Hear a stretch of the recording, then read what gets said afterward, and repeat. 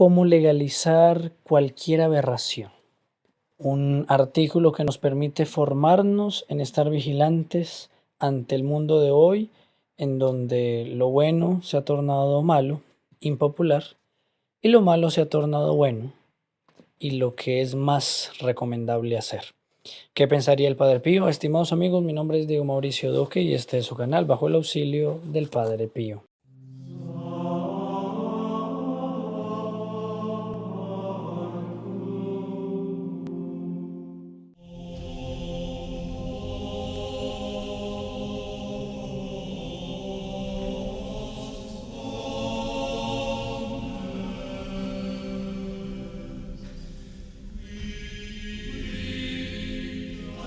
El tema de hoy es un tema de formación, es un artículo que está en la página Acción Familia por un Chile auténtico, cristiano y fuerte, accionfamilia.org, y el título es Cómo legalizar cualquier aberración. Esta página, Acción Familia Chile, es 100% católica y es una, digamos, de las páginas, de las pocas páginas que yo podría recomendar para todos los devotos del Padre Pío, de estar leyendo todo lo que hay allí. Es un material espectacular. Bueno, recuerde que si usted no se ha suscrito a nuestro canal, se puede suscribir, darle a la campanita y con esto se hace merecedor de estar en la misa de súplicas al Padre Pío el mes de octubre de manera gratuita, y al compartirlo no solamente está en esta Santa Misa, sino que con todos los que comparta este video o cualquier otro del canal, ellos también van a estar en la Santa Misa. Entonces no dejemos de compartir y dándole me gusta pedimos al Padre Pío su bendición. ¿Qué pensaría el Padre Pío? Voy a empezar con un extracto, digamos, como presentación de este artículo, antes de citar al Padre Pío en algo que él nos decía sobre la prudencia.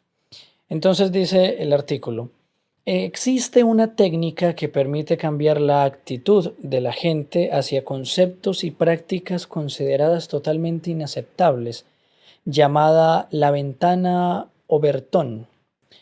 El proceso traslada la cuestión a la esfera científica, crea un eufemismo, lleva de lo aceptable a lo sensato, persigue a los objetores, pasa de lo sensato a lo popular y de lo popular a lo político. Muy bien. Resulta que el Padre Pío, en la novena que tuvimos en nuestro canal, una novena bastante bendecida, hay una meditación sobre la prudencia. Y en una de esas meditaciones se nos habla sobre esta virtud. Recordemos que está la virtud, hay virtudes teologales, fe, esperanza, caridad, y hay otras virtudes que son las cardinales. Y dentro de las cardinales está la virtud de la prudencia. El artículo que vamos a leer es para entender cómo se está haciendo para legalizar las aberraciones más grandes que tenemos hoy día, y adicionalmente cómo se han legalizado ya aberraciones que tenemos hoy. Estamos hablando del aborto, estamos hablando de la eutanasia y de cosas que vendrán como ya no solamente el matrimonio, entre comillas, el matrimonio homosexual, sino matrimonios con objetos, con cualquier cosa así. Y bueno, y después mucho más que solo eso. Pedofilia, etcétera, etcétera. Entonces, el Padre Pío decía sobre la prudencia lo siguiente: la prudencia tiene ojos, el amor piernas. El amor, que tiene piernas, querría correr hacia Dios, pero su impulso es ciego y uno tropezaría de no estar dirigido por los ojos de la prudencia. Entonces la prudencia es esa virtud que nos permite saber cuándo callar, cuándo hablar, etcétera, etcétera. Y en el artículo de hoy nosotros, digamos, hemos recurrido a esta meditación de la prudencia porque digamos, la sensación de las personas en general es creer que estos temas no deben ser considerados. A veces se habla de que son cuestiones políticas, que no hay que mezclarlas con la religión, etcétera, etcétera. Sin embargo, nosotros como católicos estamos llamados a tener prudencia, es decir, a saber cuándo hablar y a saber cuándo callar. Pues en este caso tenemos que hablar, tenemos que defender nuestra fe, tenemos que defender a los niños en el vientre, tenemos que defender a los indefensos, a aquellos que están muriendo, etcétera, en la familia tradicional, etcétera, etcétera. Y para eso tenemos que formarnos. Entonces, no podemos en este caso callar. En este caso no es prudente callar. Tenemos que alzar nuestra voz en defensa de la fe, en defensa de la familia, en defensa de la misma nación, porque el aborto, por ejemplo, el Padre Pío decía que era un suicidio, porque es matar la propia nación, matar a los habitantes de la propia nación, etcétera, etcétera. Vamos entonces a este artículo y empieza diciendo lo siguiente. En la actual sociedad de la tolerancia, que no tiene ideales fijos, y como resultado tampoco una clara división entre el bien y el mal, existe una técnica que permite cambiar la actitud de la persona hacia conceptos y prácticas consideradas totalmente inaceptables. ¿Conoce usted algún ejemplo análogo en nuestro país? Esta técnica, llamada la ventana de Overton, y que consiste en una secuencia concreta de acciones con el fin de conseguir el resultado deseado, puede ser más eficaz que una carga nuclear como arma para destruir comunidades humanas, opina el columnista Evgeny Gobshaltsan. En su artículo en el portal ADME, pone el ejemplo radical de cómo convertir en aceptable la idea de legalizar paso a paso el canibalismo. Comer carne humana, ¿no? Desde la fase en que se considera una acción repugnante e impensable, completamente ajena a la moral pública, hasta convertirse en una realidad aceptada por la conciencia de masas y la ley. Eso no se consigue mediante un lavado de cerebro directo, sino con técnicas más sofisticadas que son efectivas gracias a su aplicación coherente y sistemática sin que la sociedad se dé cuenta del proceso. Esto es lo que cree Gordhansson. Primera etapa, de lo impensable a lo radical. Nosotros podríamos poner aquí como ejemplo en medio de todos estos pasos, el aborto, el pseudo matrimonio homosexual, la eutanasia, la adopción de niños por parte de homosexuales, etcétera, etcétera, etcétera. Mismo el hacer común, por ejemplo, las prácticas de brujería, el horóscopo, etcétera, etcétera. Entonces la primera etapa es de lo impensable a lo radical. Hoy nosotros estamos en otra etapa, evidentemente, con varios de estos errores. La primera, obviamente en la actualidad la cuestión de la legalización del canibalismo se encuentra en el nivel más bajo de aceptación de la ventana de Overton, ya que la sociedad lo considera como un fenómeno absurdo e impensable, un tabú. Para cambiar esa percepción se puede ampararse en la libertad de expresión, trasladar la cuestión a la esfera científica, pues para los científicos normalmente no hay temas tabú.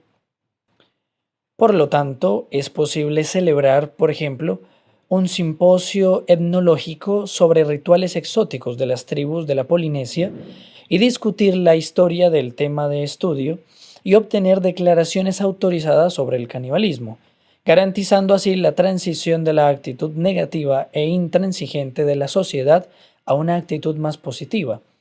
Simultáneamente hay que crear algún grupo radical de caníbales, aunque exista solo en Internet.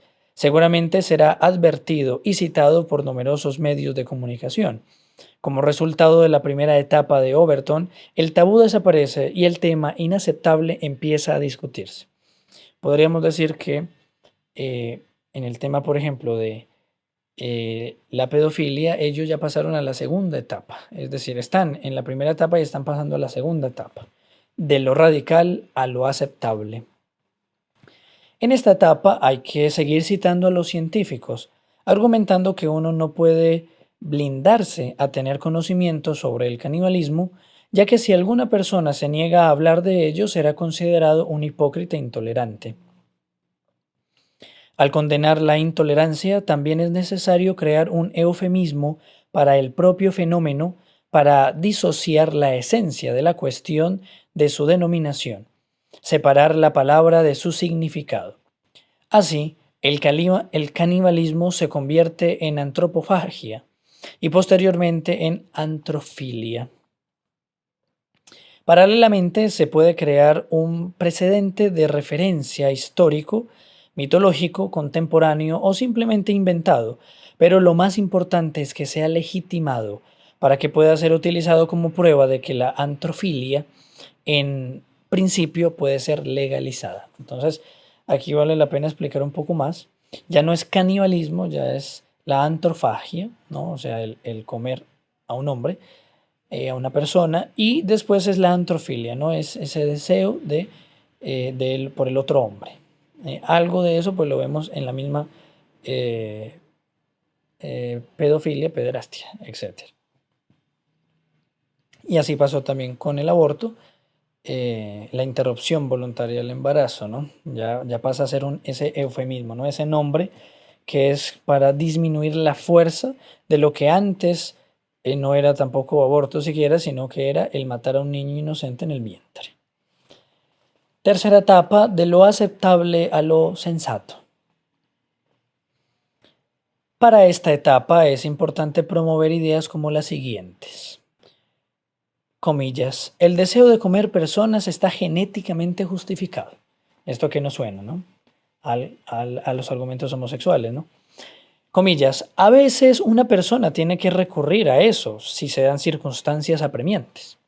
O, comillas, un hombre libre tiene el derecho de decidir qué come. Los adversarios reales a esos conceptos, es decir, la gente de a pie que no quiere ser indiferente al problema, intencionalmente son intencionadamente son presentados a la opinión pública como enemigos radicales, psicópatas enloquecidos, oponentes agresivos de la antrofilia que llaman a quemar vivos a los caníbales, junto con otros representantes de las minorías. Expertos y periodistas en esta etapa demuestran que durante la historia de la humanidad siempre hubo ocasiones en que las personas se comían unas a otras y que eso era normal. Cuarta etapa, de lo sensato a lo popular. Los medios de comunicación, con la ayuda de personas conocidas y políticos, ya hablan abiertamente de la antrofilia. Este fenómeno empieza a aparecer en películas, letras de canciones populares y videos. En esta etapa comienza a funcionar también la técnica que supone la promoción de las referencias a los personajes históricos destacados que practicaron la antrofilia.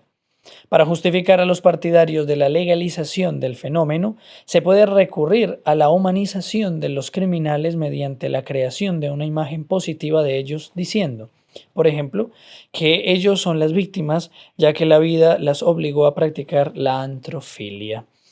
Entonces estamos viendo aquí más o menos la etapa de lo que sería, por ejemplo, el aborto, que va pasando a una quinta etapa que sería más, podríamos decir, la etapa en que se encuentran los homosexuales, que es la quinta etapa. De lo popular a lo político. Esta categoría supone ya empezar a preparar la legislación para legalizar el fenómeno. Los grupos de presión se consolidan en el poder y publican encuestas que supuestamente confirman un alto porcentaje de partidarios de la legalización del canibalismo en la sociedad. En la conciencia pública se establece un nuevo dogma, comillas, la prohibición de comer personas está prohibida. Esta es la técnica típica del liberalismo que funciona debido a la tolerancia como pretexto para la proscripción de los tabúes. Durante la última etapa del movimiento de las ventanas de Overton, de lo popular a lo político, la sociedad ya ha sufrido una ruptura, pues las normas de la existencia humana se han alterado o han sido destruidas con la adopción de las nuevas leyes. Gobsalzan concluye que el concepto de las ventanas de posibilidades, inicialmente descrito por Joseph Overton, puede extrapolarse a cualquier fenómeno y es especialmente fácil de aplicar en una sociedad tolerante en la que la llamada libertad de expresión se ha convertido en la deshumanización y donde ante nuestros ojos se eliminan uno tras otro, todos los límites que protegen a la sociedad del abismo de la autodestrucción. Bueno, el podcast de hoy fue un poco más formativo, pero aquí entonces tenemos algo que es podríamos decir que nos hace temblar, cómo legalizar cualquier aberración. Yo agregaría a este artículo lo siguiente, que va muy en la línea de lo que el Padre Pío nos enseñaba. Cuando no se escucha más a la iglesia, cuando el hombre cree que puede vivir fuera de la legislación de la iglesia, que ya no tiene que escuchar a la iglesia para saber qué moralmente está bueno, qué es lo espiritualmente bueno, entonces empieza a escuchar a cualquiera.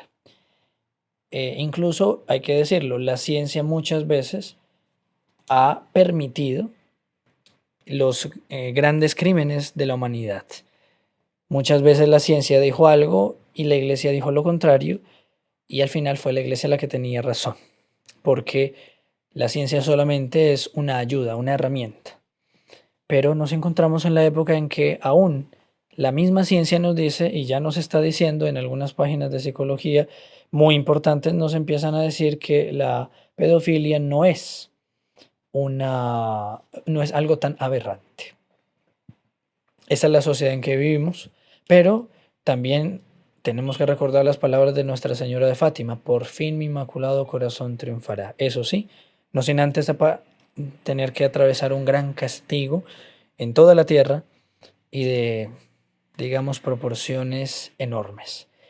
Eso es pues lo que nos espera, pero con la ayuda del Padre Pío y con confianza podremos esperar que los nuestros se mantengan en el bien, que los más cercanos a nosotros se mantengan en el bien, que nosotros mismos nos mantengamos en el bien y que con la ayuda de Dios podamos restaurar todo para Cristo, aunque para esa restauración final sea necesaria una intervención de Dios, pero pidámosle pues que esa intervención no tarde más, porque qué más aberraciones tendremos que ver antes de que Dios intervenga.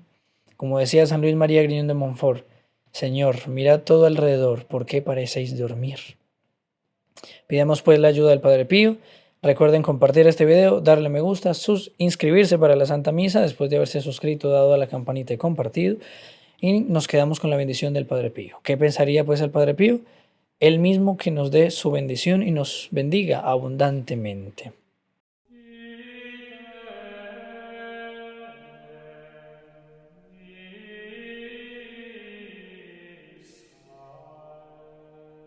In nome del Padre, del Figliolo e dello Spirito Santo, e così sia. Sia lodato Gesù e Maria.